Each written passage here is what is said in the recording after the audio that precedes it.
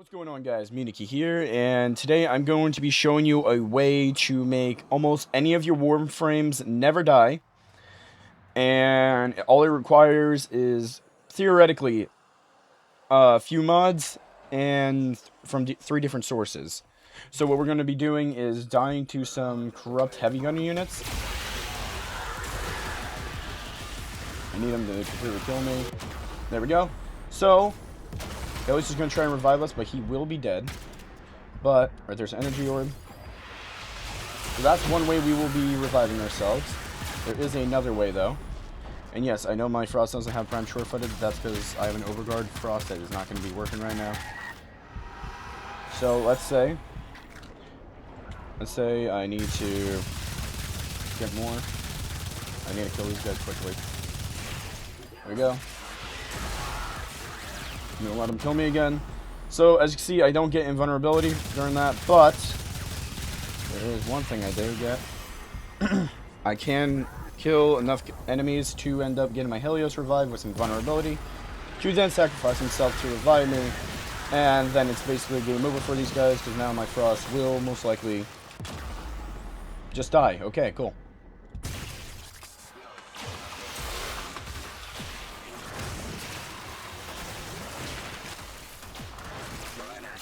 But yeah, you guys get the concept so far. I am going to be showing you guys the build. Alright guys, so for the build, as you can see, we honestly just have the melee weapon, the Praetos, just for the extra parkour velocity, which I will be covering in another video. But anyways, the Dual Toxicus is the first thing I wanted to be showing you guys. And it doesn't have to be a Dual Toxicus. Honestly, it can be any non-AoE based secondary. The main reason for that is there is an Exilus mod called Energizing Shot, where you shoot energy orbs to obtain them with 90% extra effect. Now, then you might be wondering, why would we need that? Well, that is for one very specific reason. If we go to upgrade, and we look at my Frost, he has a mod called Equilibrium, which makes it so health pickups give 90% energy, and energy pickups give 90% health. Which is actually very nice, because what that actually does is make us get the effect of the energy orb as health when we immediately shoot an energy orb. And in the Steel Path missions, you're basically always going to have some sort of energy on the ground.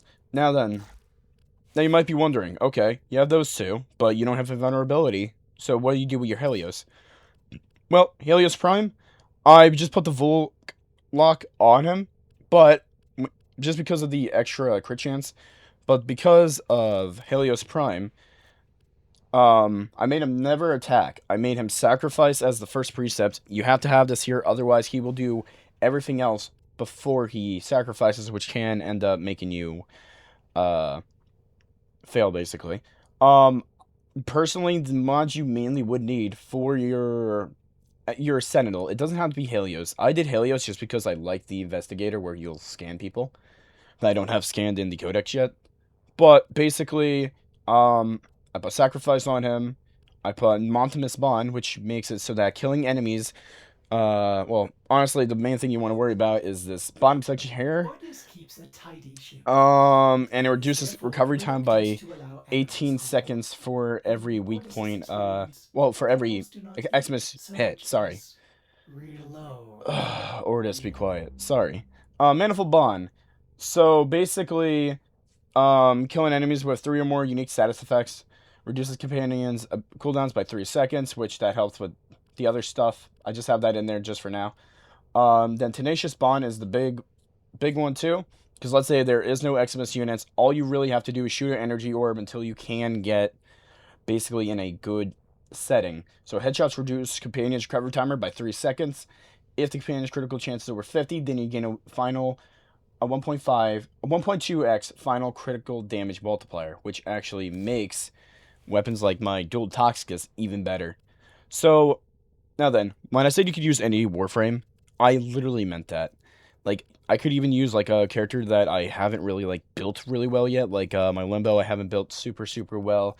My Loki, definitely. My Nessa I'm still building, trying to make him better. But any of these Warframes you could technically use and technically have a great time using them, especially if they will be dying a lot. But you do also got to remember, going down a lot will also mean you are probably going to fail the mission if you, like, keep going down during a survival and don't get enough life support. These Alright. are worthy foes. Underestimate them at your peril. Life support has been cut off. They're trying to choke you out. There we go. Hold on. I'm sending auxiliary. So obviously, yeah, we can die in a normal mission, but we're not really going to be doing that too much.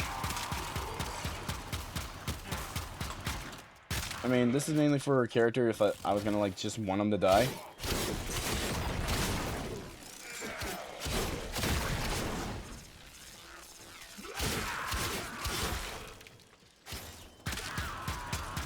Yeah, as you can see, Frost is taking some nice damage. And just not dying, basically.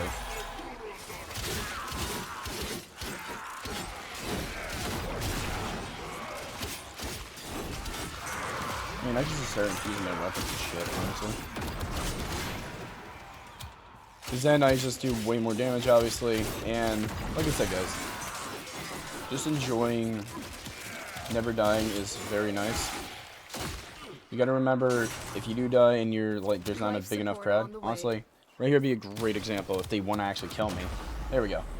So, obviously, Helios, with the Overguard 2 on, Frost is actually going to really help me. See? And then, boom. I basically will be okay. Immediately able to heal.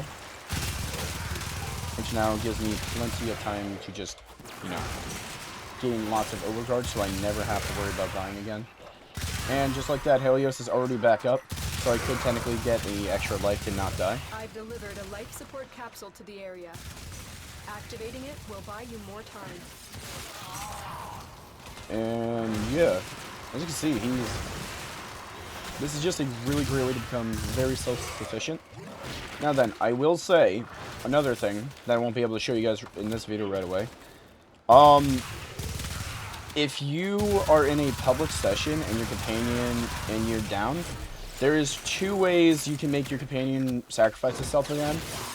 Otherwise, you are pretty much screwed in a way, because they expect your follower to, well, your co-op player to revive you. When your revive timer reaches 0, and as long as your companion is still alive and you did it all correctly, your Sentinel will revive you just in time before you fully die, but that's gonna suck, because if he dies then you are wasting a revive. But there's a safer way to do it, and that's if you have your operator unlocked. All you do is while you're down with last gasp is equip this, and he will basically take care of you. But yeah, that's the main thing you guys just gotta remember, is this whole thing about keeping your Warframes alive. Yes, it is kind of nice, but I wouldn't use this as a crutch. More or less, I'd use this as a, oh no, I'm going to die moment. But yeah, anyways guys, that's the main thing I wanted to show you, is just how effective this can be. And obviously if your companion was about to just die when he was about to fully revive you and you have like 5 seconds left but you see an energy orb, just shoot it. You'll be better off just shooting it at that point. It's a non-AoE weapon. Like the Dual Toxicus, that's just a great weapon. And I would highly suggest you look at my Dual Toxicus video, because that did actually come out. That did actually show how good this weapon really can be. Although the build is a little different now. Anyways, I will see you guys in the next video, because I'm just going to not die again, because why not?